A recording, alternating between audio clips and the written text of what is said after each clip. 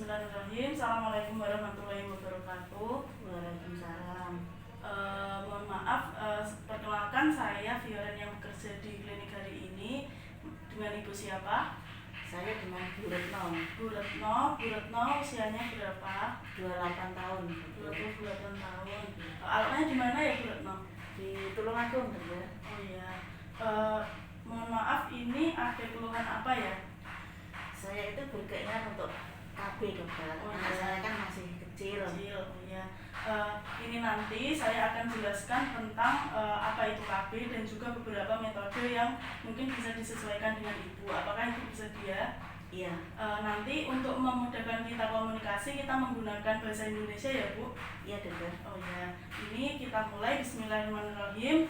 Yang pertama, KB itu kan tujuannya untuk mensejahterakan keluarga dengan cara menjarangkan kelahiran ya Bu. Nah, ini metodenya itu ada 4. Yang pertama itu ada metode kontrasepsi sederhana. Ada yang menggunakan alat dan juga tidak menggunakan alat. Ya. Yang tidak menggunakan alat itu bisa menggunakan metode kalender, lendir serviks atau suhu basal badan. Nah, untuk yang menggunakan alat itu menggunakan kondom, diafragma dan juga cup serviks. Nah, ini ada kelebihan dan kekurangan juga Bu. Biasanya menggunakan alat ini dia lebih mudah dan murah juga dicari itu lebih mudah dan juga gampang. Terus kekurangannya itu dia biasanya efektivitasnya atau tingkat keberhasilannya itu lebih rendah daripada metode yang lain. Terus yang kedua ada metode hormonal, ada menggunakan kombinasi dan juga tanpa kombinasi.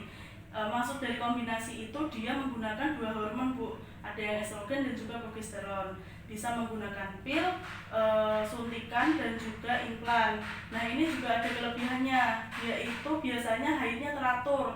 Kalau ibu pengen haid teratur bisa menggunakan jenis yang pil, terus dapat digunakan jangka panjang. Tetapi juga ada kekurangannya Bu, biasanya berat badannya itu signifikan lebih naik. Terus biasanya juga lebih berjerawat karena menggunakan hormon ya Bu, dan itu normal.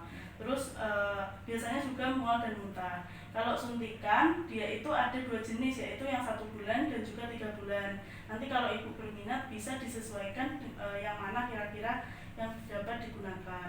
Terus efektivitasnya itu lebih tinggi. Kalau ibu anaknya kan masih kecil ya Bu, Iya. Dia itu biasanya tidak mempengaruhi ASI-nya seperti itu. Terus kekurangannya biasanya ada gangguan haid, bisa sampai tidak haid seperti itu. Terus juga timbul jerawat, biasanya juga timbul rambut rontok, tapi tidak apa-apa. Tidak semuanya timbul efek sedemikian rupa.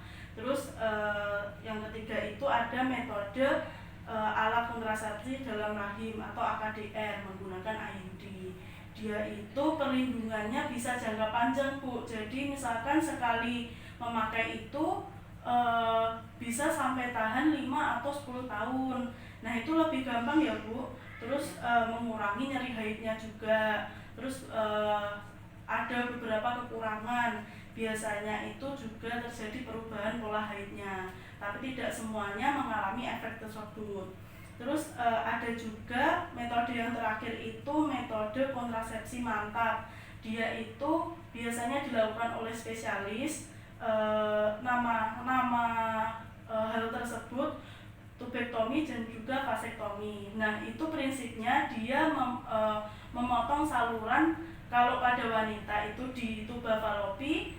Nah, itu untuk mencegah bertemunya antara sel telur dan juga sel sperma. Jadi efektivitasnya lebih tinggi ya Bu kalau yang ini. Kalau yang vasektomi berarti pada laki-laki salah satu salurannya itu dipotong juga. Jadi sama-sama lebih efektif. Tapi ini mungkin lebih sesuai untuk pasangan suami istri yang dirasa sudah cukup punya anak. Jadi kalau ibu mungkin di kemudian hari ingin memiliki anak, biasanya lebih sesuai dengan metode yang lain. Mungkin dari apa yang saya jelaskan ini, apakah ibu sudah ada gambaran seperti itu? Iya, dokter. Kira-kira sudah menentukan kira-kira apa metodenya yang mungkin ibu sesuai? Saya ikut yang aja, yang suntik KB yang 1 bulan dokter. Soalnya saya dulu pernah pada anak pertama sudah pernah itu, jadi Oh, saya iya. ini mau mengolah lagi pada anak iya. kedua ini dokter. Iya. Saya cocok itu. Oh, berarti lebih cocok dan dulu sudah pernah ya Bu? Iya, Berarti lebih cocok yang itu. Mohon maaf, boleh saya tahu hari terakhirnya kapan Bu? Hari ini hari pertama bersih dokter. Oh, ini hari ini sudah bersih. Iya. Berarti nanti bisa langsung disuntikan ya Bu. Setelah ini saya suntikan. Iya. Dari penjelasan saya mungkin ada yang kurang jelas. Sudah Sudah jelas, ya, ya. sudah jelas. Terima kasih atas kerjasamanya. Alhamdulillah sudah selesai ini penjelasannya. Mudah-mudahan nanti berhasil ya Bu untuk KB suntikannya. Ya, amin, amin. Saya mohon maaf apabila ada kesalahan. Terima kasih. Wassalamualaikum warahmatullahi wabarakatuh. Waalaikumsalam warahmatullahi wabarakatuh. Ya.